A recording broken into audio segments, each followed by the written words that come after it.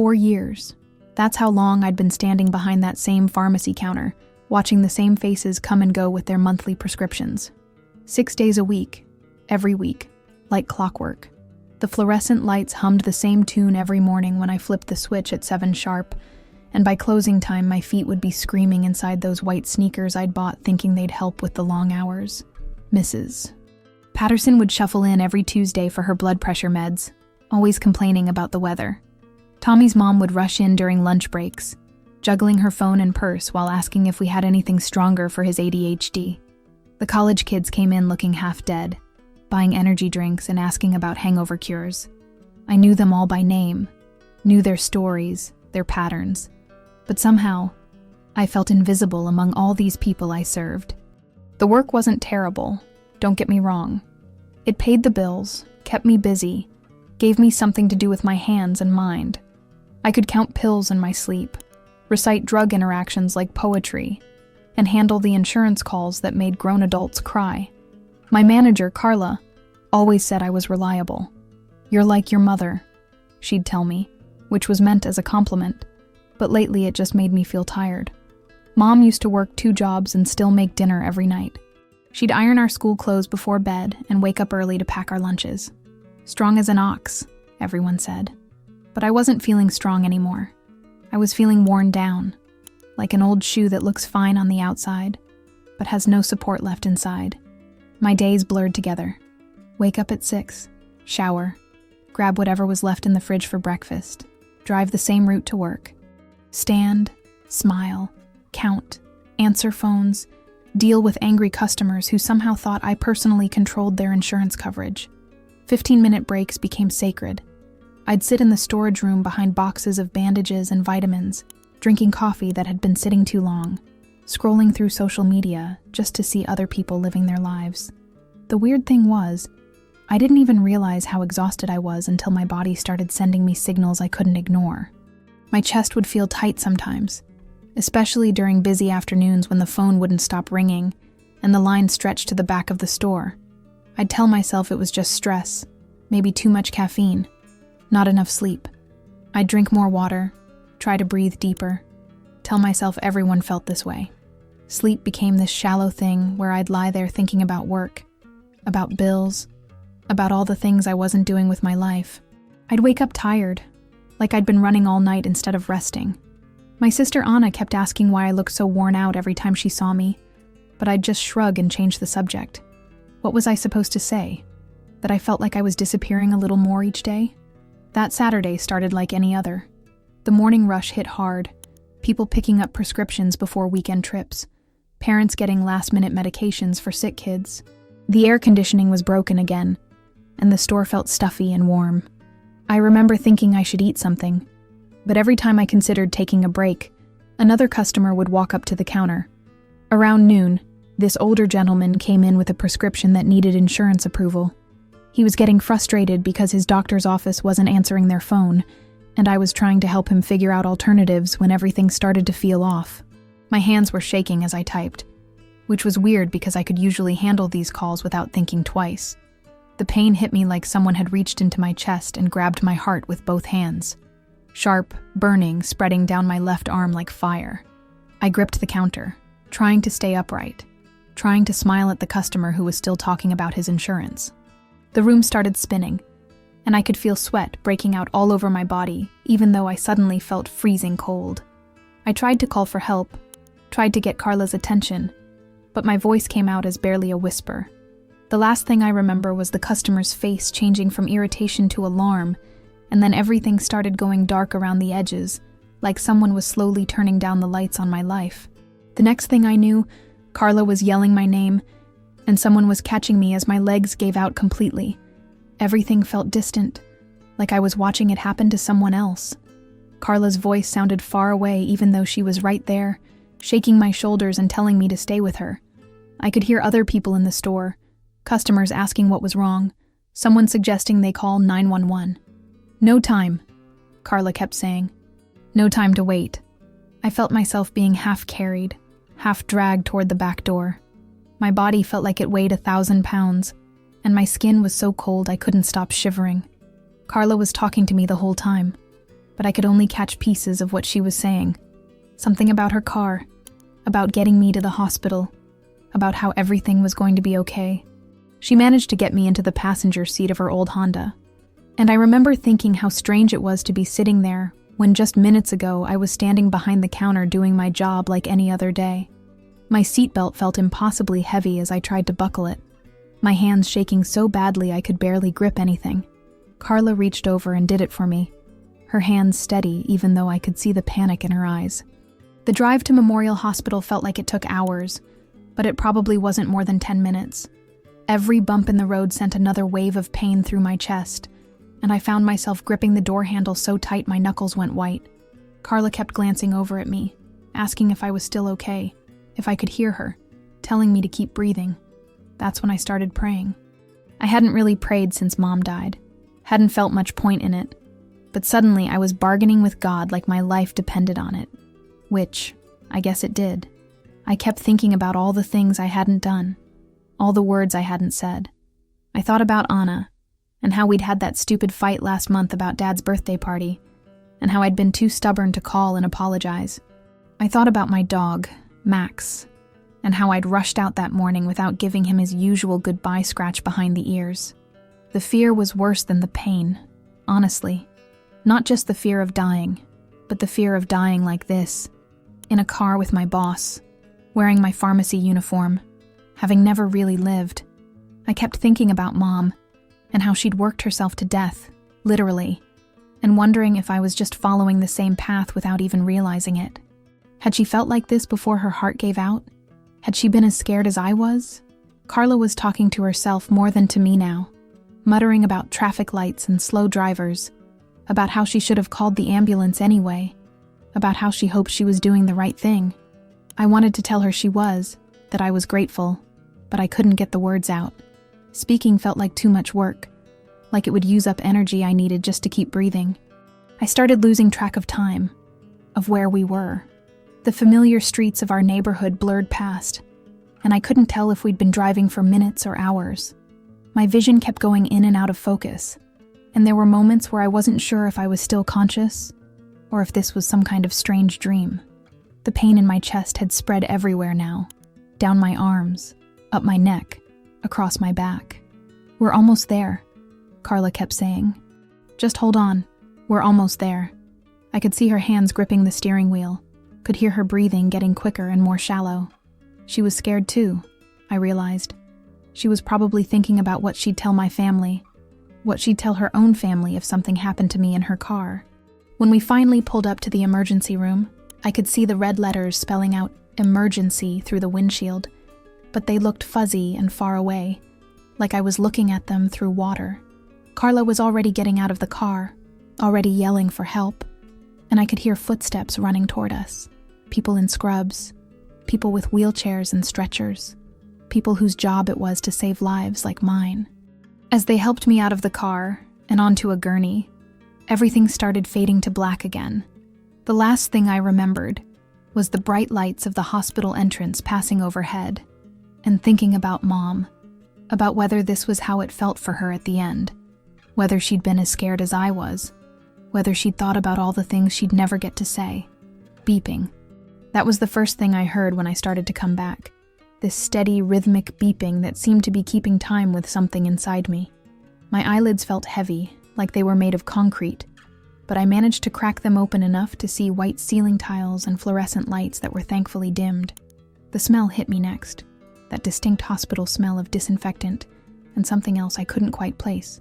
My chest felt strange, tight and sore, like someone had been pressing down on it for hours. There was a dull ache under my ribs that pulsed with each breath, and when I tried to move, I realized there were tubes and wires attached to various parts of my body. For a moment I panicked, thinking I was paralyzed or something worse, but then I wiggled my toes and felt relief wash over me.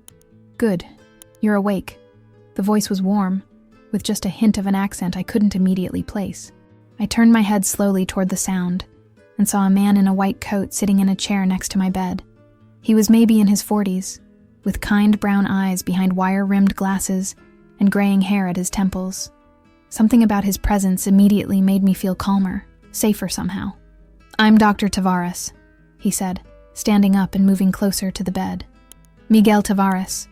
I'm the cardiovascular surgeon who performed your operation." His voice had this gentle quality to it, like he understood that everything was overwhelming and scary right now. He wasn't rushing through his words the way some doctors do, like they have 10 other patients waiting. He pulled a chair closer and sat down again, which surprised me. Most doctors I'd encountered delivered information standing up, always seeming like they had somewhere more important to be. But Dr.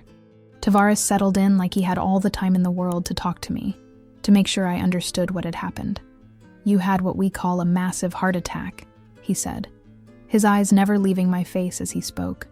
"Years of stress and exhaustion had put tremendous strain on your cardiovascular system. The good news is that your boss got you here in time. We were able to perform the surgery you needed." He paused, letting that sink in. "You're going to be okay, but it was close." The details of the surgery came in pieces over the next few minutes. A stent to keep one of my arteries open, a small bypass to restore proper blood flow around a blockage, medications to help my heart heal and function better. He explained everything in terms I could understand, drawing little diagrams on a piece of paper to show me what he'd done, why it was necessary, how it would help. But it wasn't just what he was saying that caught my attention. It was how he was saying it. Dr. Tavares spoke to me like I was a person, not just a patient. He asked how I was feeling, not just physically but emotionally. He wanted to know if I had questions, if I was scared, if there was anything he could do to make me more comfortable. Over the next few days, he became a regular part of my routine. He'd stop by in the mornings during his rounds, of course, but he'd also come by in the afternoons, sometimes just to check in and see how I was doing. We started talking about more than just my heart condition. He told me he'd grown up in São Paulo, had come to the States for his residency, and never left. He talked about his own struggles with burnout early in his career, how the pressure of saving lives had almost destroyed his own. "I worked 80-hour weeks for years," he told me one afternoon, sitting in that same chair he'd claimed as his own. "I thought if I wasn't exhausted, I wasn't working hard enough." Sound familiar? He smiled when he said it, but there was something serious in his eyes, like he recognized something in my story that reminded him of his own. These conversations became the highlight of my days. I found myself looking forward to hearing his footsteps in the hallway, to seeing his face appear in my doorway. He had this way of listening that made me feel heard, really heard, maybe for the first time in years. When I told him about the pharmacy, about feeling invisible and worn down, he nodded like he understood exactly what I meant. "Sometimes our bodies force us to stop when we won't do it ourselves," he said one day. "Your heart attack wasn't just a medical event. It was your body's way of saying enough. The question now is what you're going to do with this second chance." I started looking forward to his visits more than I wanted to admit. There was something about the way he spoke, the way he moved through the room with quiet confidence, the way he seemed genuinely interested in my thoughts and feelings beyond just my vital signs. I told myself it was just gratitude, that I was confusing appreciation with something else. But deep down, I knew it was more than that. When he'd leave each day, the room felt emptier somehow. I'd find myself replaying our conversations, thinking about things he'd said, wondering what he did when he wasn't at the hospital, whether he ever thought about our talks the way I did. It felt dangerous and wonderful at the same time. This growing awareness that my feelings for him were becoming something I couldn't ignore. Going home felt like entering a different world. The same apartment, the same furniture, the same view from my kitchen window, but everything looked different somehow. Maybe it was me who was different. I moved slower, more carefully, hyper-aware of every sensation in my chest. Dr. Tavares had given me strict instructions about lifting, about climbing stairs, about recognizing the warning signs if something wasn't right. Carla had been amazing about everything. She told me to take as much time as I needed, that my job would be waiting when I was ready. But when I finally did go back to work 3 weeks later, I couldn't shake the feeling that I was living someone else's life. The pharmacy felt smaller, the fluorescent lights harsher, the constant stream of customers more overwhelming than I remembered. I'd negotiated down to 4 days a week instead of 6, which felt like a huge victory and a scary leap all at the same time. The reduced income made me nervous, but every time I thought about going back to my old schedule, I could feel my chest tighten in a way that had nothing to do with my heart condition. My body had learned to recognize stress in a way it never had before. The strangest part was how different I felt about the work itself. Tasks that used to feel automatic now required conscious effort. I'd catch myself taking deeper breaths, checking in with how I was feeling, actually taking my 15-minute breaks instead of working through them. My coworkers kept asking if I was okay, if I needed help, if I was sure I was ready to be back. Their concern was sweet, but it also made me feel fragile in a way I didn't like. My 6-week follow-up appointment with Dr. Tavares had been circled on my calendar since the day I left the hospital. I told myself it was just routine, just medical necessity, but I'd changed clothes 3 times that morning and found myself checking my reflection more than usual. When I walked into his office and saw him sitting behind his desk, my stomach did this little flip that had nothing to do with my heart condition. "How are you feeling?"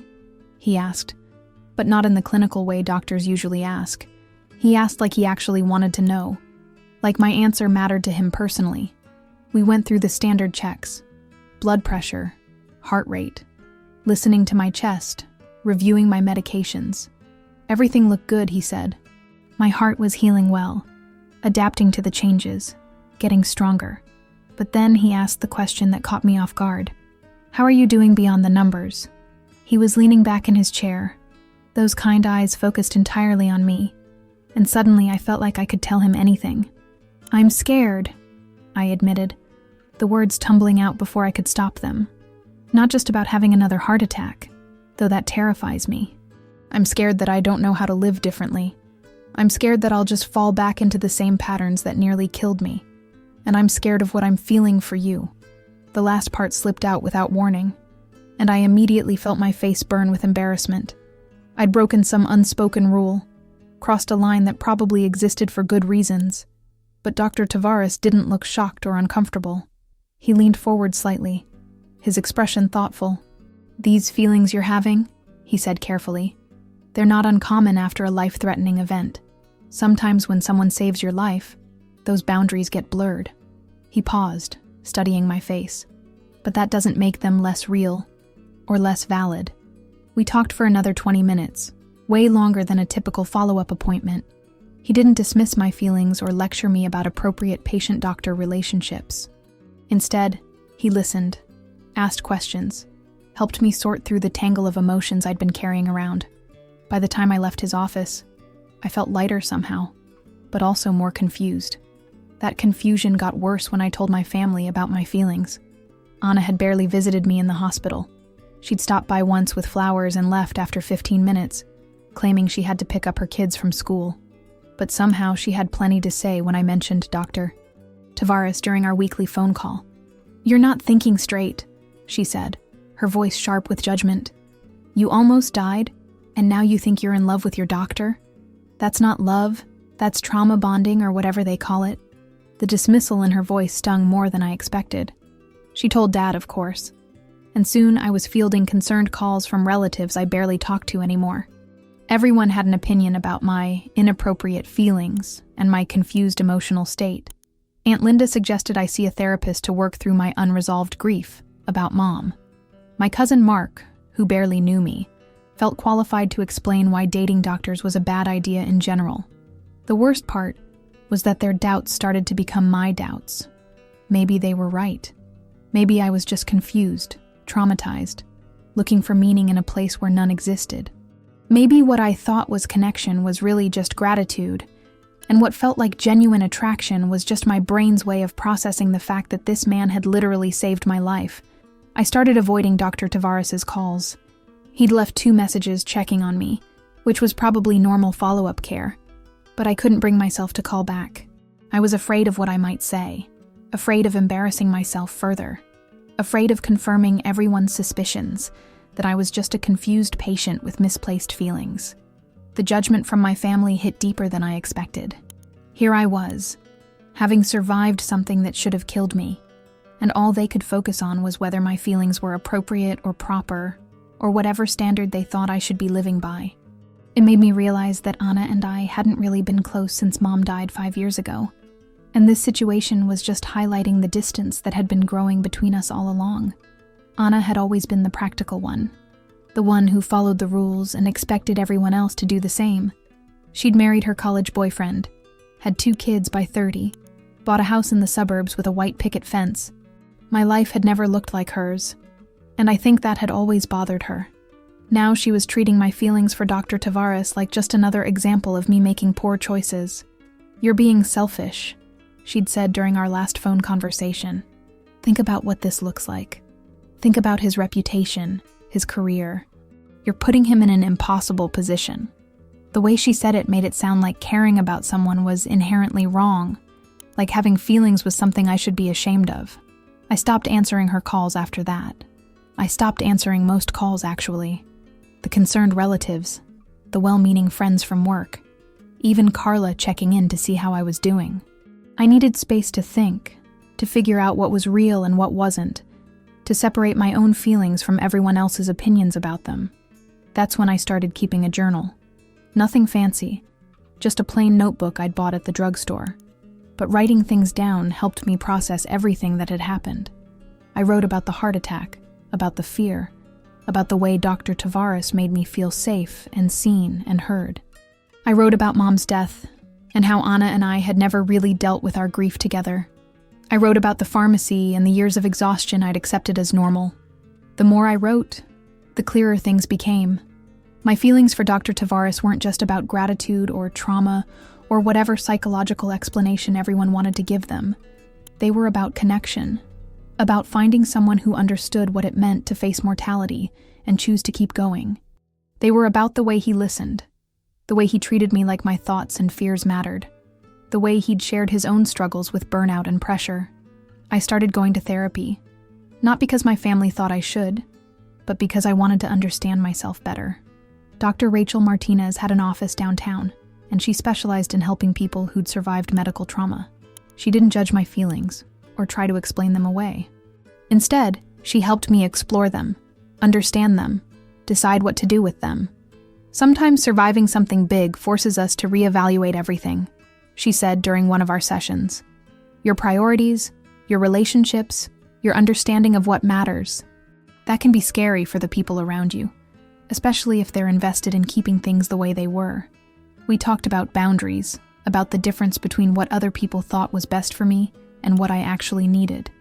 We talked about Mom and how her death had affected my relationship with Anna, how we'd both been grieving in different ways without really supporting each other. We talked about the pharmacy job and whether going back to my old life was really what I wanted, or just what felt familiar and safe. One afternoon, about 2 months after my last appointment with Dr. Tavares, I was writing in my journal when something he'd said came back to me. Sometimes surviving means rebuilding from the ground up. I'd been so focused on getting back to my old life that I hadn't considered the possibility of building a new one, a better one, a life that actually fit who I was becoming instead of who I used to be. That's when I decided to call him. Not as a patient, not for medical reasons, but as a person who had feelings for another person and wanted to be honest about them. My hands were shaking as I dialed his office number, and when his secretary answered, I almost hung up. "Dr. Tavares, this is Sarah. Sarah from the pharmacy." My voice sounded small and uncertain even to me. "I know this isn't a medical call, and I know I haven't returned your messages, but I was wondering if we could talk." There was a pause that felt like it lasted forever, and then his familiar voice, warm and careful. "Of course. Would you like to meet for coffee? Somewhere neutral? Somewhere we can talk freely?" We met at a little cafe downtown, the kind of place where everyone minds their own business, and the coffee is strong enough to wake the dead. I'd rehearsed what I wanted to say, but when I saw him sitting at a corner table, wearing jeans and a sweater instead of his white coat, all my prepared words flew out of my head. I told him everything. About my family's reaction, about my doubts, about the therapy, about the weeks of avoiding his calls, because I was scared of what I felt and what it might mean. I told him about the way he'd made me feel seen and heard during the worst time of my life, and how that had grown into something deeper, something I couldn't just dismiss or explain away. He listened without interrupting, the same way he'd listened in the hospital, and when I finished talking, he was quiet for a long moment, turning his coffee cup in his hands. "I've been thinking about you too," he said finally, his eyes meeting mine across the table. More than I probably should have, more than I expected to. These situations are complicated, and there are professional boundaries to consider, but that doesn't make the feelings any less real. That coffee shop conversation changed everything, not in a dramatic, movie-like way, but in the quiet, steady way that real change actually happens. Miguel, he'd asked me to call him Miguel when we weren't in his office, didn't make grand declarations or promises about the future. Instead, he suggested we take things slowly, carefully, one day at a time. We started meeting for coffee once a week, then twice, then whenever our schedules allowed. We talked about everything and nothing. His childhood in Sao Paulo, my memories of Mom, his struggles with the pressure of being a surgeon, my fears about going back to a life that had nearly killed me. These weren't dates exactly, but they weren't just friendship either. They were something in between, something we were figuring out as we went along.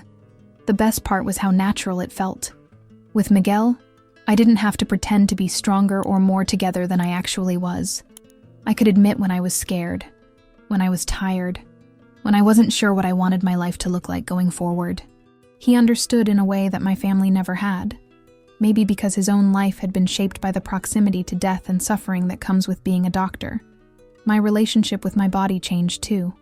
I'd always thought of it as just something that carried me through my days, something to be pushed and ignored when it complained. But my heart attack had forced me to actually listen to what it was telling me. I learned to recognize the difference between normal fatigue and the kind of exhaustion that meant I needed to rest. I learned to eat meals instead of just grabbing whatever was convenient. I learned that taking care of myself wasn't selfish. It was necessary. The part-time schedule at the pharmacy became permanent.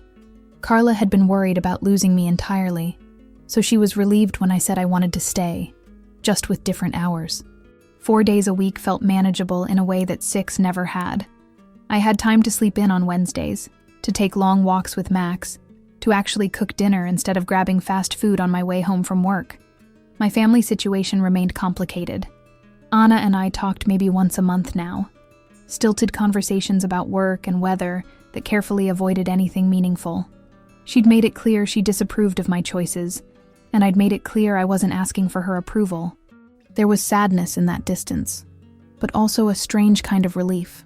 I didn't have to justify my decisions to someone who'd already made up her mind about them. Dad tried to stay neutral, but I could tell he was caught between his daughters. He'd call sometimes, asking how I was feeling, carefully not mentioning Miguel or the family drama. I appreciated his efforts, but it also highlighted how fragmented we'd become since Mom died. She'd been the one who kept us all connected, and without her, we'd drifted into separate orbits. The relationship with Miguel deepened gradually. 6 months after that first coffee, we went to dinner at a small Italian place downtown. 8 months in, he met Max, who immediately decided Miguel was acceptable because he brought good treats and didn't mind dog hair on his clothes. 10 months in, Miguel cooked dinner at his apartment, and I realized I was falling in love not just with him, but with the version of myself I was becoming. That version of me was calmer, more intentional about how I spent my time and energy. She took afternoon naps without guilt, said no to overtime shifts without elaborate explanations, bought flowers for her own kitchen just because they made her happy. She was still figuring things out, still learning how to live differently, but she was doing it with purpose instead of just drifting through her days. Some evenings, I'd lie in bed and put my hand over the scar on my chest, feeling the steady rhythm of my repaired heart. The scar was about 3 inches long, a thin line that ran vertically between my ribs. At first, I'd tried to hide it, wearing high-neck shirts and avoiding anything that might draw attention to it. But gradually, I'd started to see it differently. The scar was proof that I'd survived something that could have killed me. It was evidence of skilled hands and medical knowledge, of Carla's quick thinking and Miguel's expertise. It was a reminder that sometimes breaking down completely is the only way to build something better. Most importantly, it was mine, a part of my story that belonged to me, regardless of what anyone else thought about it. Miguel understood about scars, both the visible ones and the ones that lived inside. His own life had been marked by the weight of responsibility, by the pressure of making life and death decisions every day, by the burnout that had nearly destroyed him before he learned to set boundaries. We were both rebuilding, both learning how to live with intention instead of just surviving. Our relationship wasn't the fairy tale romance my family seemed to think I was chasing. It was quieter than that, more complicated, built on shared understanding rather than dramatic passion. We both knew what it meant to face mortality, to have your body fail you, to rebuild your life from the ground up. That shared knowledge created a foundation that felt solid and real in a way nothing else in my life ever had. The future remained uncertain, but for the first time in years, that uncertainty felt like possibility rather than threat. I was learning to trust my own judgment, to value my own feelings, to choose what served my well-being, rather than what other people expected from me. Love had saved me, but not in the way I'd expected. It wasn't just Miguel's love, though that mattered enormously. It was also my own love, for myself, for my second chance, for the life I was finally brave enough to build.